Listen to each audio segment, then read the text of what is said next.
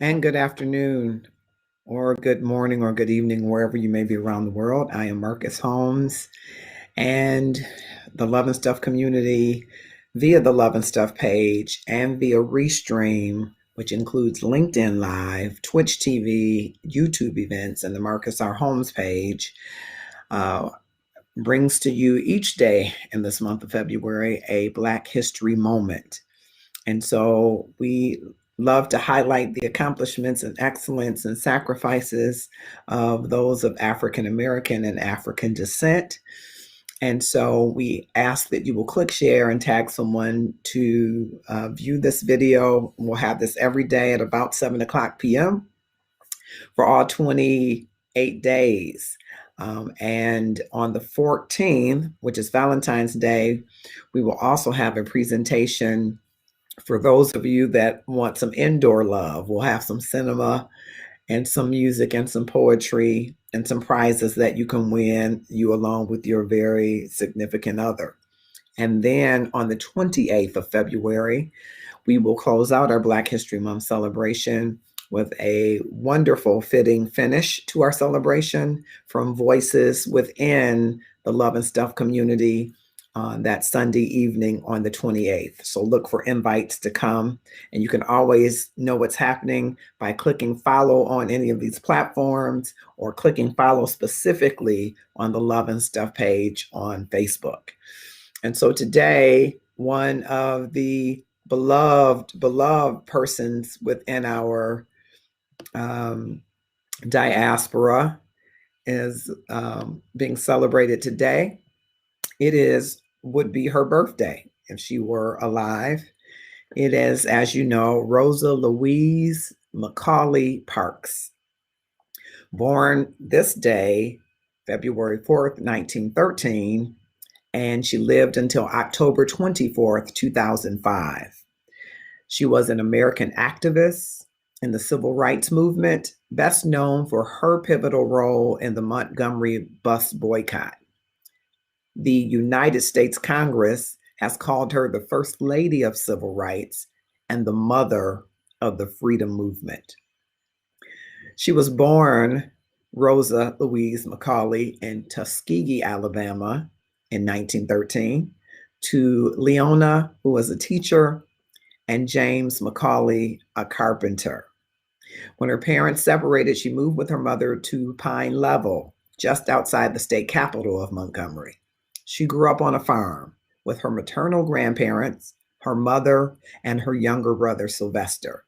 They were all members of the African American Episcopal Church, the AME Church, which at the time was a century-old independent Black denomination founded by free Blacks in Philadelphia, Pennsylvania in the early 19th century. Listen as Rosa Parks shares just briefly a little bit about her mother.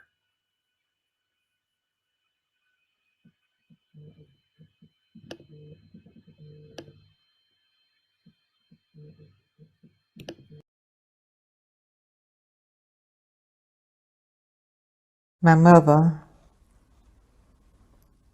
was one. Well, my family, I would say, my mother, my maternal grandparents. I grew up with them. And of course, my mother was a teacher in the rural school, and she believed in freedom and equality for people, and did not have the notion that we were supposed to live as we did.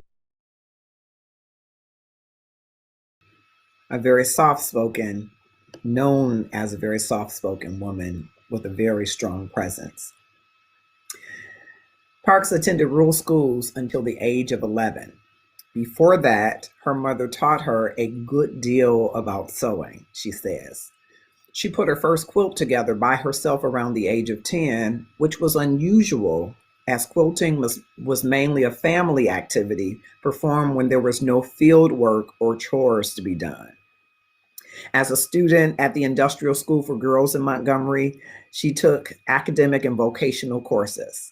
Parks went on to a laboratory school that was set up by the Alabama State Teachers College for secondary education for Negroes, but she dropped out in order to care for her grandmother and later her mother after they became ill. Repeatedly bullied by white children in her neighborhood, Parks often fought back physically. She later said, quote, "As far back as I remember, I could never think in terms of accepting physical abuse without some form of retaliation if possible," unquote. Around the turn of the 20th century, the former Confederate states had adopted new constitutions and electoral laws that effectively disenfranchised Black voters, and in Alabama, many poor white voters as well. Under the white established Jim Crow laws passed after Democrats regained control of the Southern legislatures, racial segregation was imposed in public facilities and retail stores in the South, including public transportation. Bus and train companies enforced seating policies with separate sections for Blacks and whites. School bus transportation was unavailable in any form for Black children in the South, and Black education was always underfunded. Parks recalls going to elementary school in Pine Level, where school buses took white students to their new school and Black students had to walk to theirs. She indicates, "I'd seen the bus pass every day, but to me, that was the way of life. We had no choice but to accept what was the custom. The bus was among the first ways I realized there was a Black world and a white world," unquote. In 1932, Rosa married Raymond Parks, a barber from Montgomery. He was a member of the National Association for the Advancement of Colored People, NAACP, which at the time was collecting money to support the defense of the Scottsboro Boys, a group of Black men that were falsely accused of raping two white women. In December 1943, Parks became active in the civil rights movement, joined the Montgomery chapter of the NAACP, and was elected secretary at a time when this was considered a woman's job. In 1944, in her capacity as secretary, she investigated the gang rape of Recy Taylor, a Black woman from Abbeville, Alabama. Parks and other civil rights activists organized the Committee for Equal Justice for Mrs. Recy Taylor, launching what the Chicago Defender called the strongest campaign for equal justice to be seen in a decade. In the 1940s, Parks and her husband were members of the League of Women Voters. Sometime soon after 1944, she held a brief job at Maxwell Air Force Base, which, despite its location in Montgomery, Alabama, did not permit racial segregation because it was a federal property. She rode on its integrated trolley. Speaking to her biographer, Parks noted, "You might just say, Maxwell opened my eyes up."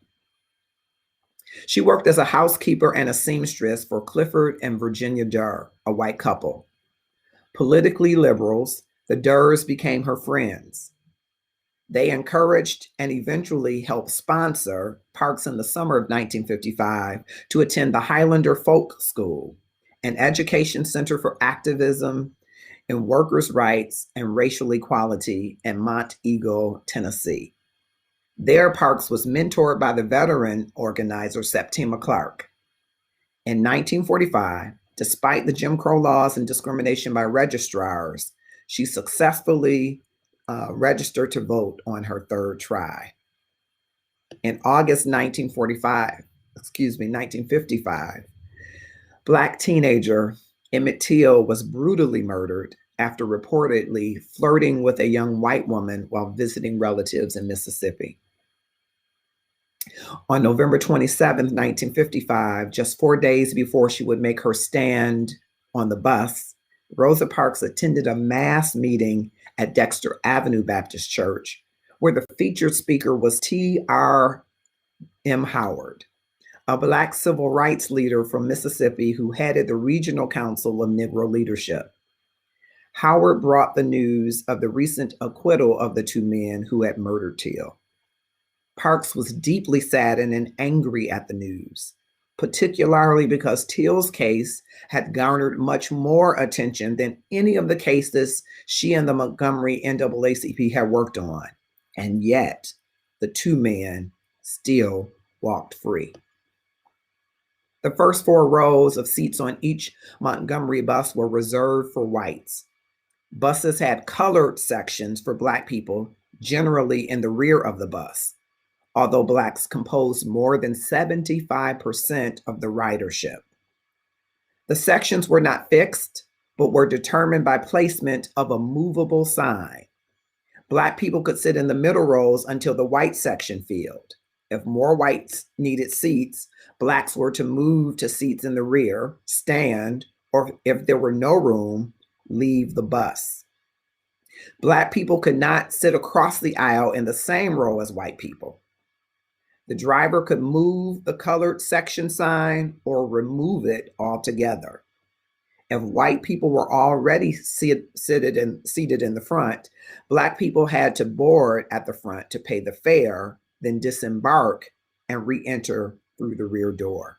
Hear a little bit more in one of the interviews that Mrs. Parks did back in 1956.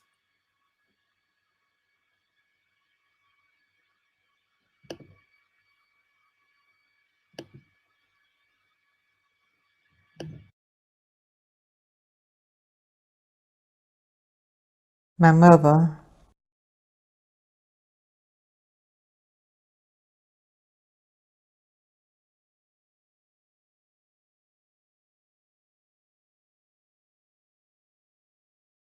In 1955, Montgomery, Alabama was one of the most segregated cities in the South.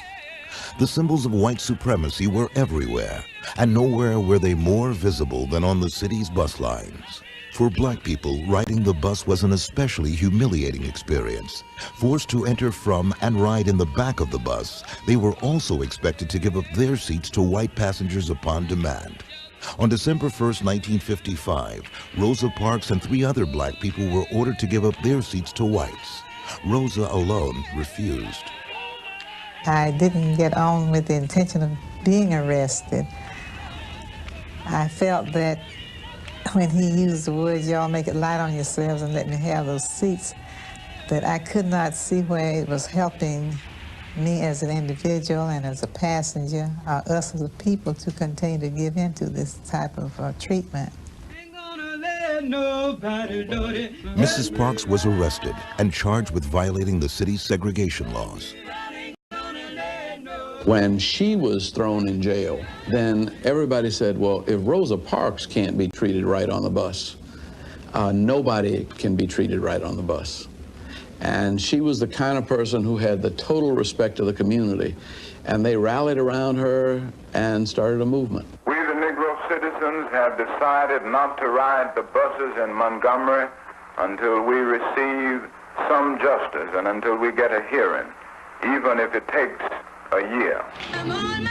Rosa Parks' arrest touched a sensitive nerve in Montgomery's residents.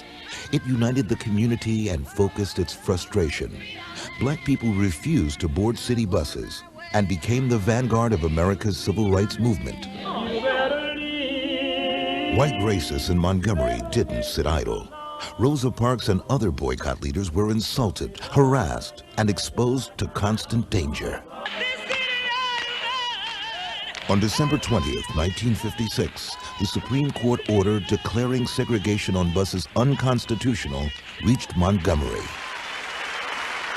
The year-old protest against city buses is officially called off, and the Negro citizens of Montgomery are urged to return to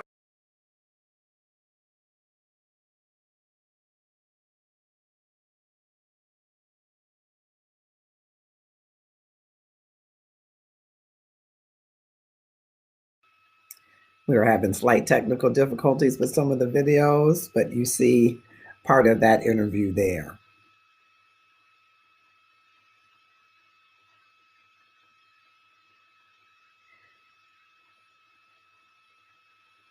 She paid her fare and sat in an empty seat in the first row of back seats reserved for Blacks in the colored section.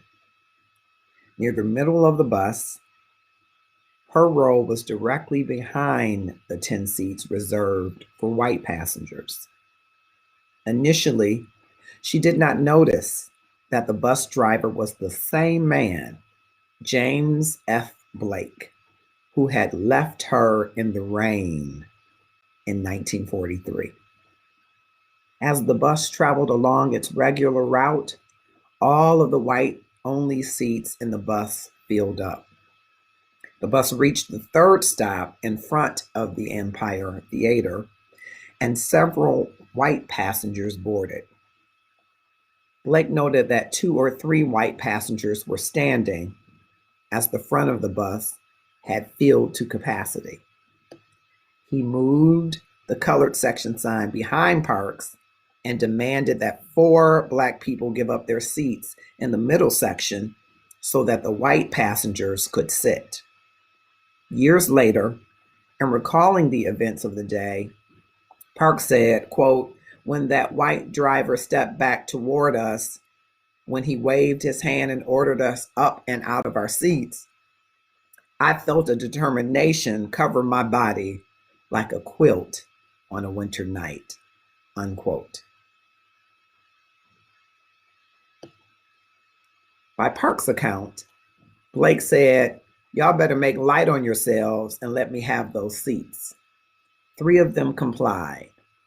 Parks said, "The driver wanted us to stand up, the 4 of us. We didn't move at the beginning, but he says, 'Let me have these seats.' And the other 3 people moved, but I didn't. The Black man sitting next to her gave up his seat." Parks moved, but toward the window seat. She did not get up to move to the redesignated colored section. Parks later said about being asked to move to the rear of the bus, quote, "I thought of Emmett Till, a 14-year-old African-American who was lynched in Mississippi in 1955 after being accused of offending a white woman in her family's grocery store, whose killers were tried and acquitted, and I just couldn't go back," unquote. Blake said, "Why don't you stand up?" To which Parks responded, "I don't think I should have to stand up." Well, that day, seated, Rosa Parks stood up for us all. On December 1st, 1955, she rejected that bus driver's directive in order to vacate the row of 4 seats in the colored section once the white seats were filled.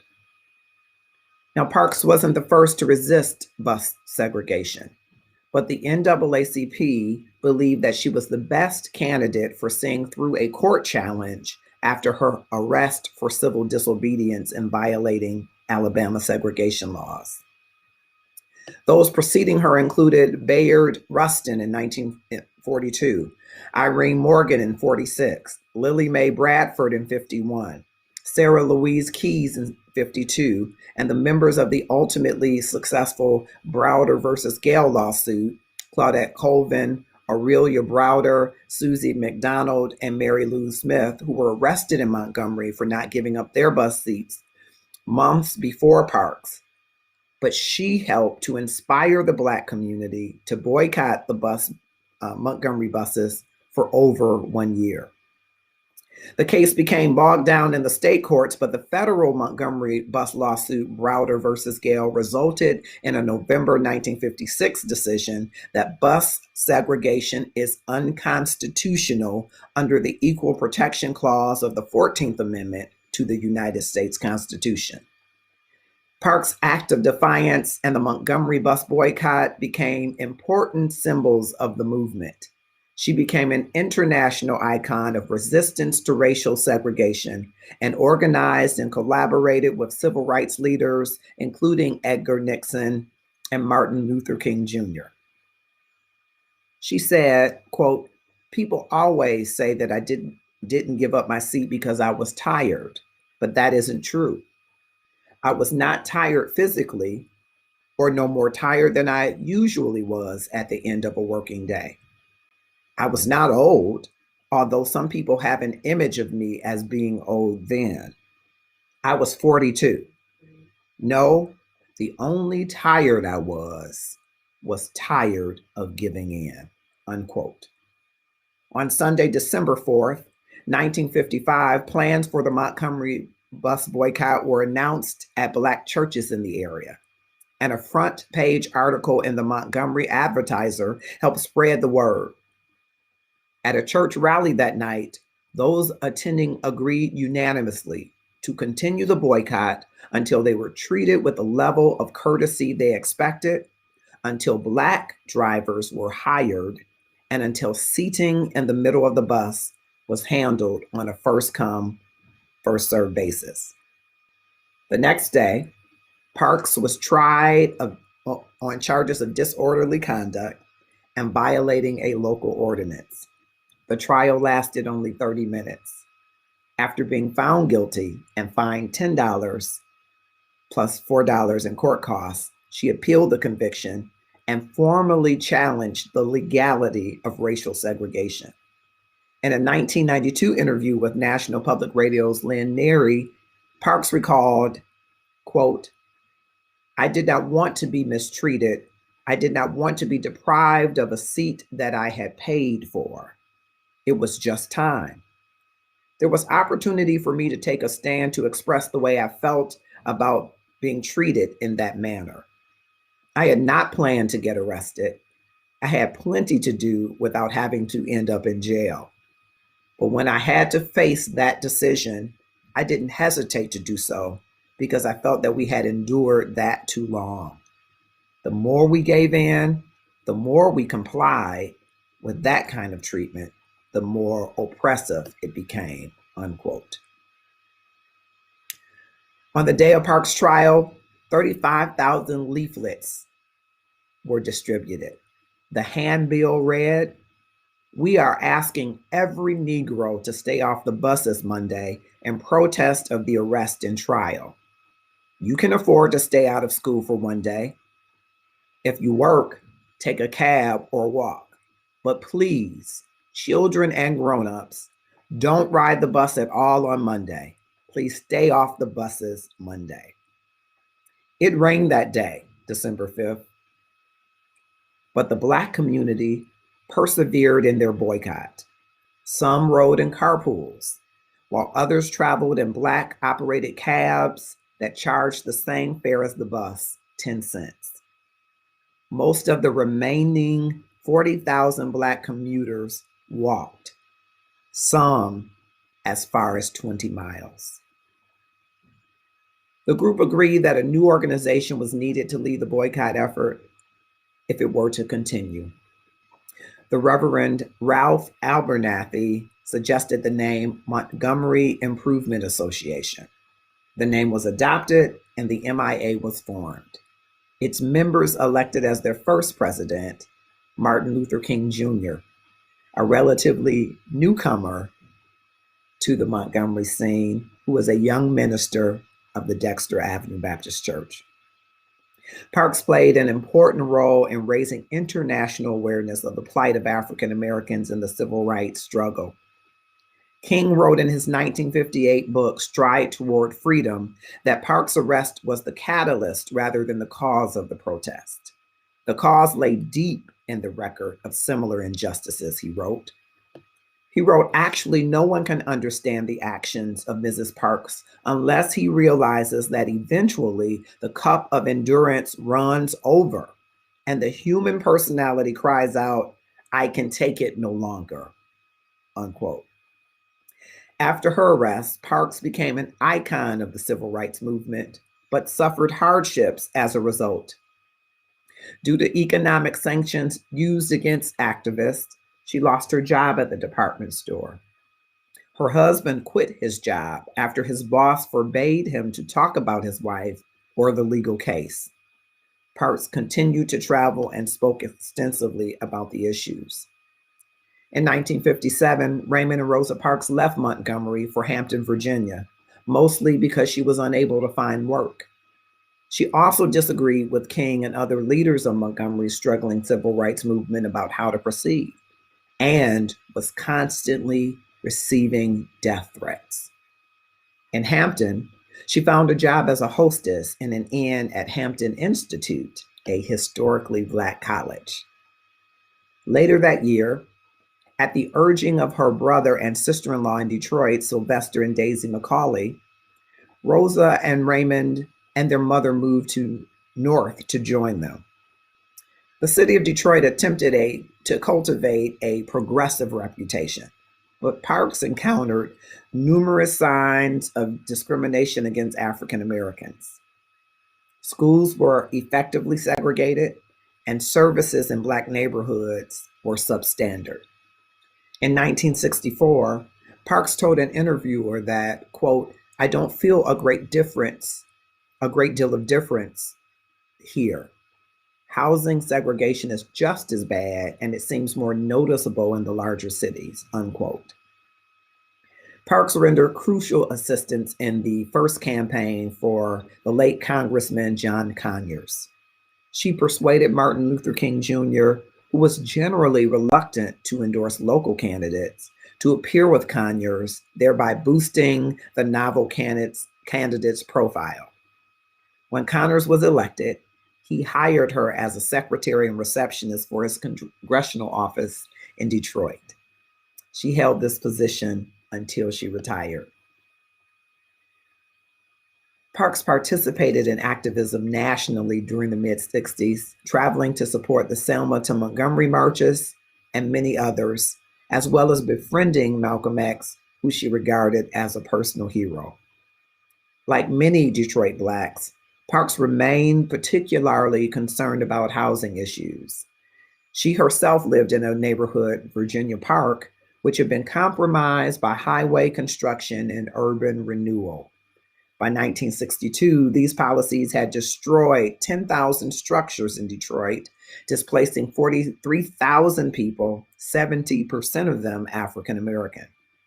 Parks lived just a mile from the center of the riot that took place in Detroit in 1967, and she considered housing discrimination a major factor that provoked the disorder.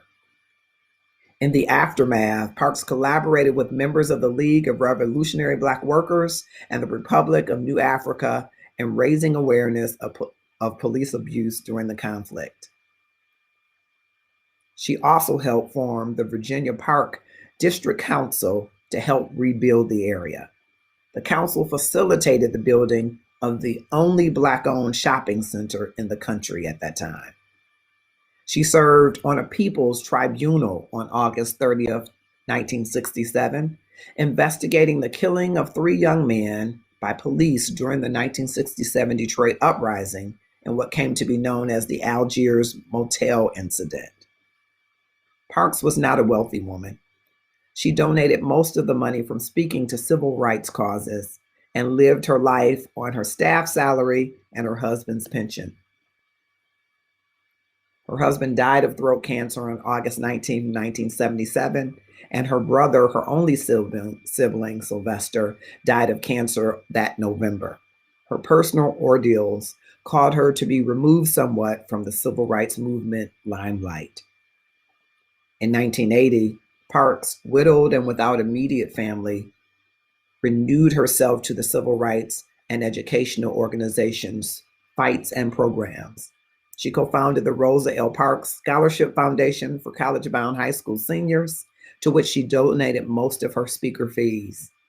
In 1987, she co-founded the Rosa and Raymond Parks Institute for Self-Development, an institute that ran Paths to Freedom's bus tours, which introduced young people to important civil rights and Underground Railroad sites throughout the country.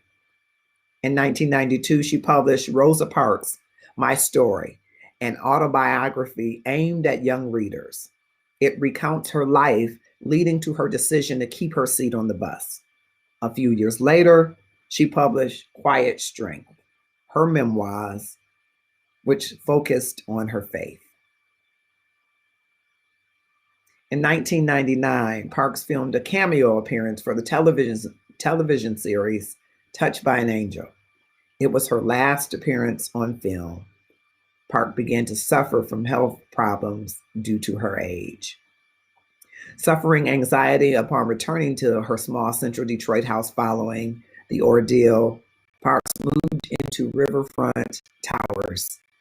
During the Parks move, Little Caesars owner Mike Ilitch offered to pay for housing expenses. Parks died on October 24th, 2005, at the age of 92. City officials in Montgomery and Detroit announced on October 27, 2005, that the front seats of their city buses would be reserved with black ribbons in honor of Parks until her funeral.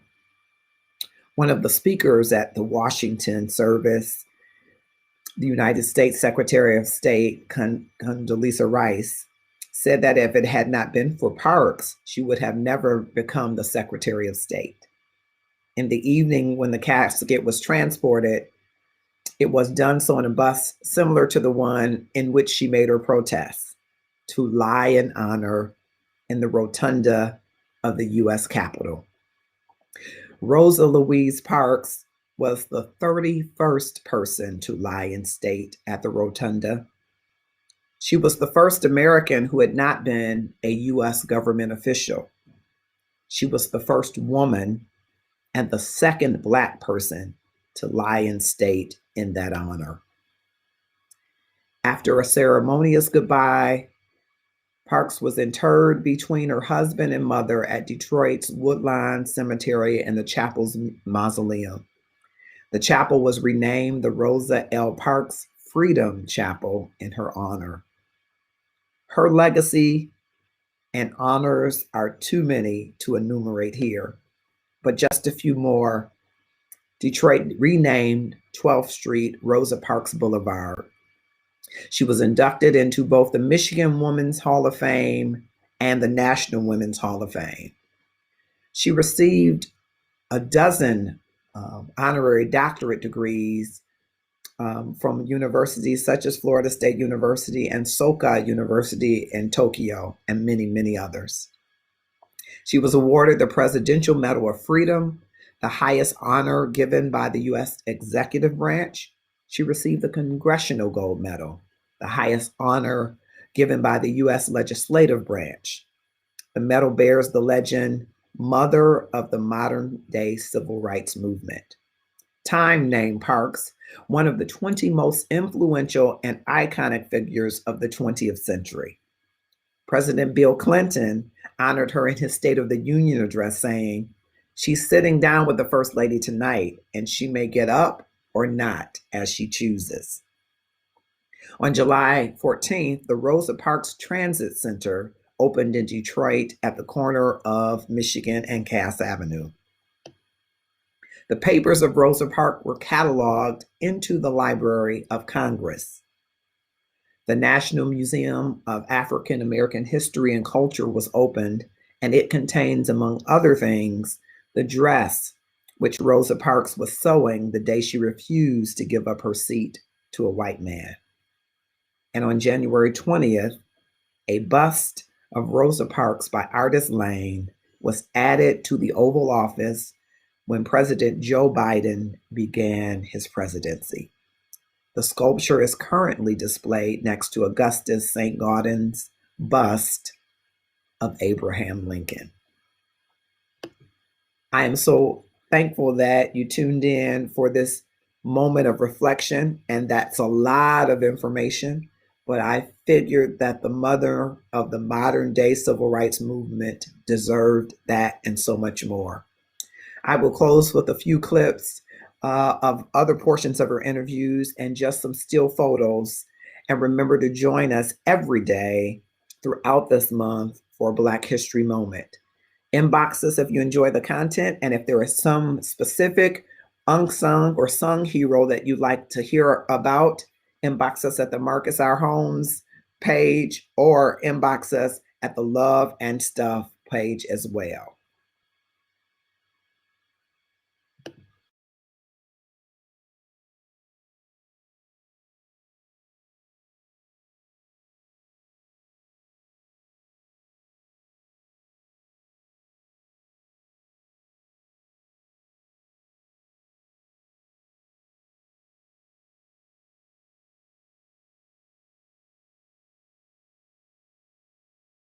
Mrs. Parks, at the recent trial of Reverend M.L. King, it was brought up by the defense that there had been over many, many years many brutalities and humiliations of Negro passengers on these buses.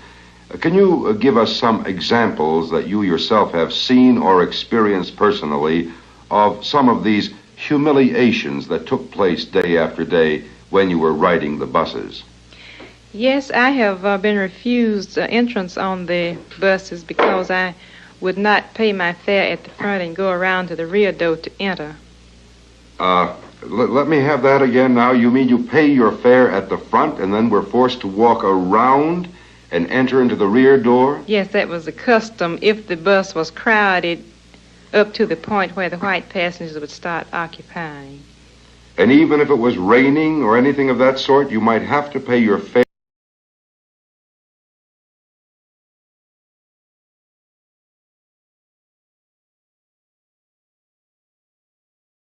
Tell us why you didn't sit in the back of the bus that day. About the third stop from where I boarded the bus, there were some white people got on, and they took all the front seats and left one man standing. And when the driver saw this man standing up, White man. yes, he was white. Mm-hmm. He didn't. The passenger didn't ask for the seat at all. He didn't say anything, but just found a place to stand. The driver noticed him standing, and that is when he told the four of us to let him have those seats, which meant that four of us would have been standing, and then this man could only occupy one seat, and then there would be 3 vacant seats. Because you weren't supposed to sit next to a white man.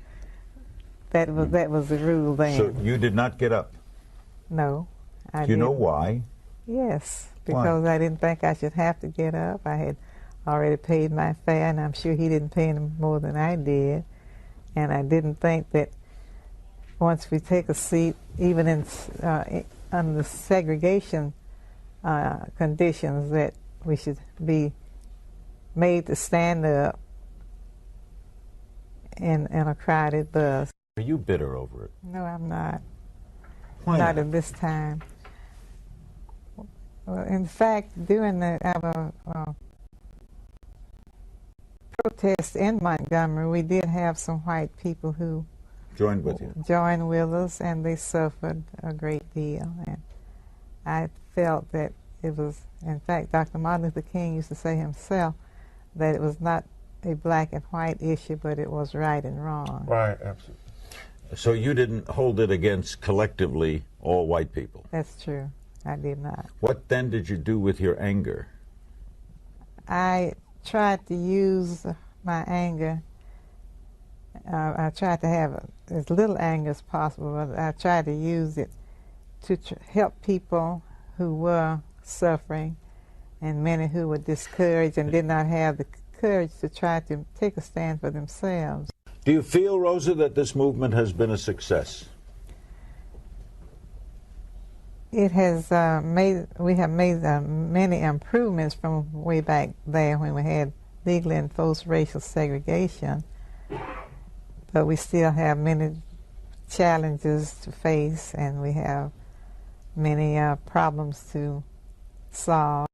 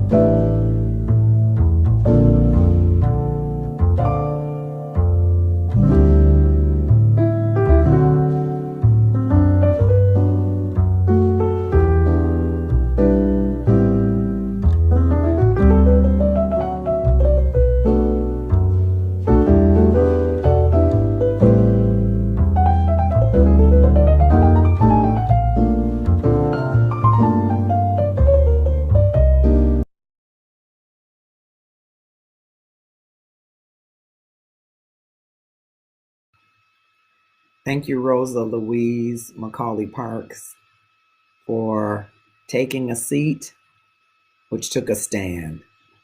May we all in that great legacy take a stand for what is right. I'm Marcus Holmes. This is a Black History Moment. Join us tomorrow at 7 o'clock p.m. Eastern Time. Thank you so much for watching.